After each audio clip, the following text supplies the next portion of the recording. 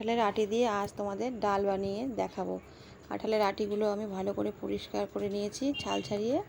এবার আমি প্রেসার কুকারের মধ্যে একটু জল দিয়েছি, কাঁঠালের আটি দিয়েছি, কাঁচা লঙ্কাগুলো দিয়েছি, দিয়ে সেদ্ধ সিটি বসিয়েছি।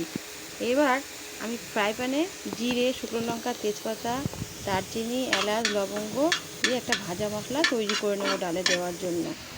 তারপরে আমি শিলে মশলাটা গুঁড়ো করে নিচ্ছি। এবার একটু আদা বেটে নিলাম।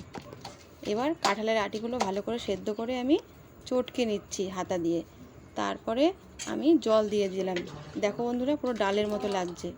এবার দেখো আমি কি করি। এবার আদা বাটা, জিরে বাটা, তেজপাতা এটা দিয়েছে, ফোড়ন দেব। দিয়ে আদা বাটাটা দিয়ে দিলাম। আদা বাটা দেওয়ার পরে একটু হিং দিয়ে দিচ্ছি আমি, তাতে কি হিং আর আদার মিশ্রণটা খুব সুন্দর, সেন্টটা ভালো হবে। তারপর আমি ডালটা ঢেলে দিলাম কড়াইয়ের মধ্যে। কড়াইয়ে ডাল ঢালার পরে লবণ দিলাম, হলুদ দিলাম, একটু স্বাদ অনুসারে একটু সামান্য চিনি দিলাম। চিনি দেওয়ার পর ডালটা যখন ফুটতে শুরু করে দেবে টকবক করে, তখন আমি ভাজা মশলাটা ডালের মধ্যে মিশিয়ে দেবো। ডালের মধ্যে মিশিয়ে দেওয়ার পরে ডালটা ভালোভাবে ফুটে উঠবে।